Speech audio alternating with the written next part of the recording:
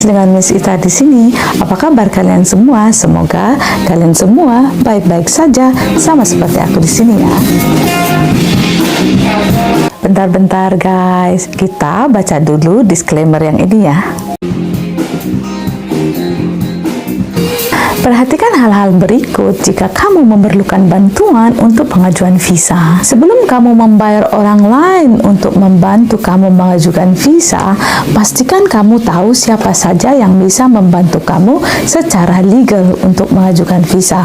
Karena berdasarkan ketentuan imigrasi Australia, hanya orang-orang tertentu yang bisa membantu kamu, yakni orang-orang yang memiliki pengetahuan tentang keimigrasian. Mereka akan membantu kamu untuk hal-hal yang berhubungan dengan keimigrasian, contohnya menyiapkan aplikasi visa dan dokumen pendukung lainnya, memberi saran akan pengajuan visa kamu, terus bertindak sebagai representasi atau wakil kamu untuk menyiapkan, memproses ke pengadilan kalau kamu tidak puas dengan hasil yang dikeluarkan oleh imigrasi. Siapakah orang-orang ini? Yang pertama, agen imigrasi yang terdaftar. Yang kedua, lawyer di bidang imigrasi.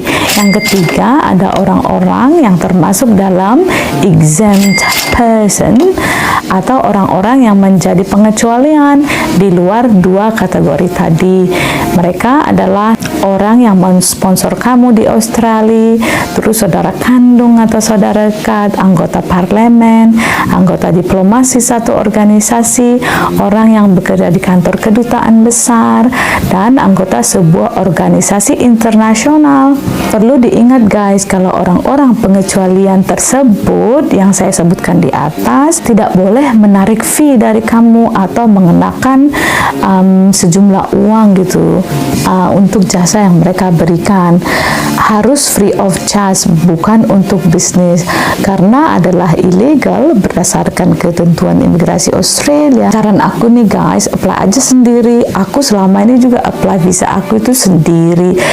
Kalau misalnya kurang ngerti bahasa Inggris, tanya aja teman dekat atau saudara yang pintar bahasa Inggris. Asal semua persyaratan dipenuhi, you'll be alright.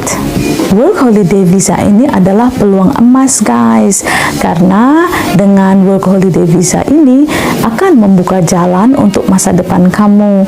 Kalau misalnya kamu berniat untuk tinggal lebih lama di Australia, ada beberapa pilihan yang tersedia.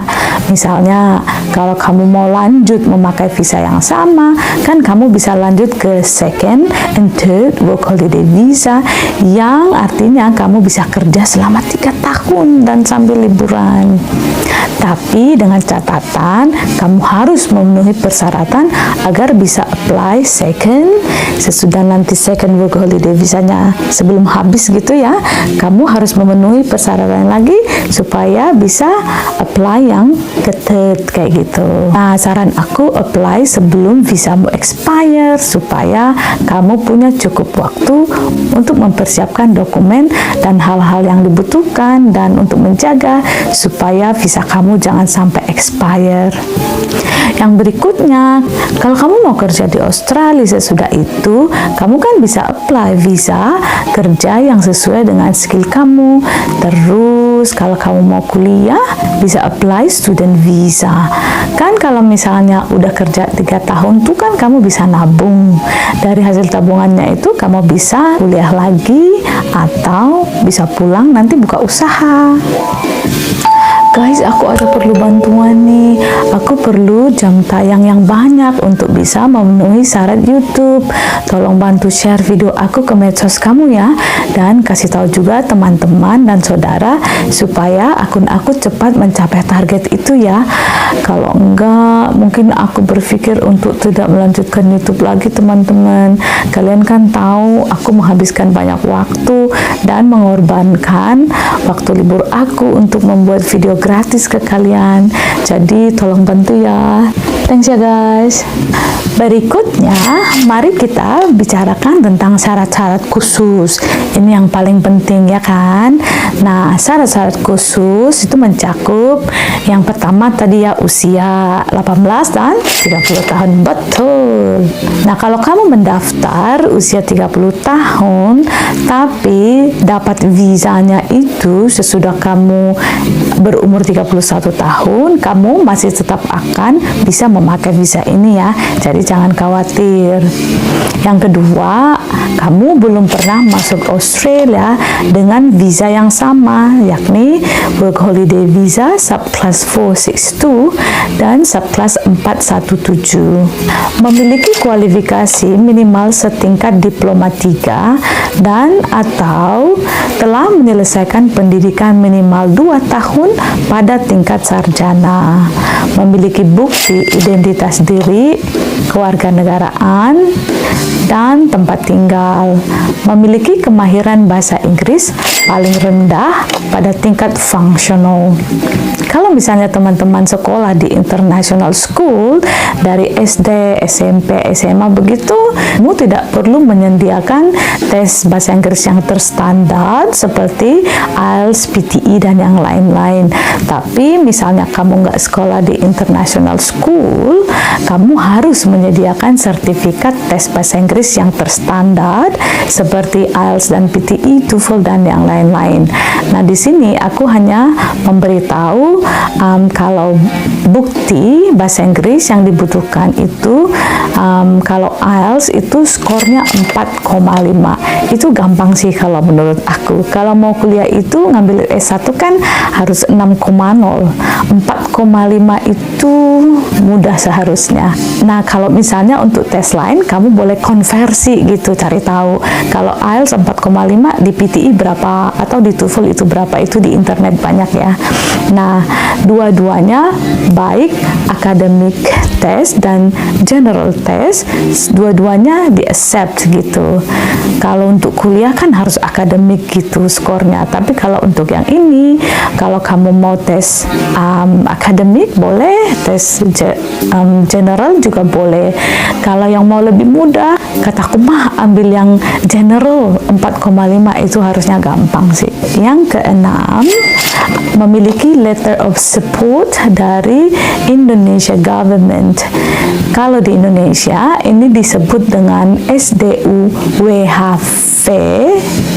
Yang ketujuh, memiliki dana aktif atau tidak bermasalah untuk membiayai keperluan selama Anda tinggal di Australia. Nah, dana yang dibutuhkan itu tadi saya sebutkan sekitar 5.000 Australia dollar atau yang setara plus biaya tiket untuk meninggalkan Australia. Yang ke-10, menandatangani surat pernyataan akan menghargai nilai-nilai budaya atau prinsip-prinsip Australia dan pernyataan akan menaati hukum yang berlaku di negara tersebut. Ini ada beberapa kewajiban yang kamu harus penuhi dan yang mungkin akan mempengaruhi visa kamu. Yang pertama, kamu harus menaati seluruh ketentuan visa dan semua hukum di Australia. Contohnya, tidak membuat onar selama di Australia, tidak menyebarkan faham ekstremis kepada komunitas di negara tersebut.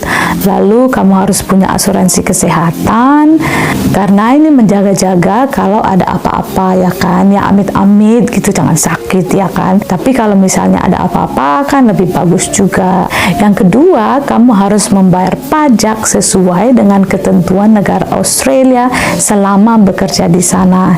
Yang berikutnya, jika kamu memperoleh gaji dengan jumlah tertentu, perusahaan tempat kamu bekerja harus membayar superannuation atau jaminan hari tua sesuai dengan ketentuan yang berlaku. Dan kamu bisa menarik uang ini ketika kamu meninggalkan Australia loh. Ini beberapa saran dari aku guys untuk kamu bisa perhatikan. Yang pertama, ikuti Instagram Dirjen Imigrasi Indonesia agar kamu bisa tahu kapan Work Holiday Visa ke Australia dibuka. Kabar baiknya, pertanggal 3 April batch kelima Work Holiday Visa ke Australia sudah dibuka. Jadi kamu harus buruan sebelum pendaftarannya ditutup. Yeay! Yang kedua, semua dokumen yang kamu perlukan untuk pengajuan visa ini harus ditranslate ke bahasa Inggris ya, memakai penerjemah yang tersumpah loh. Yang ketiga, jangan pelit untuk sharing ilmu, sharing informasi ke orang-orang ke sekitar kamu. Share video aku di medsos kamu agar banyak generasi muda Indonesia yang maju, guys. Kita itu harus punya semangat untuk bisa yuk maju sama-sama kayak gitu.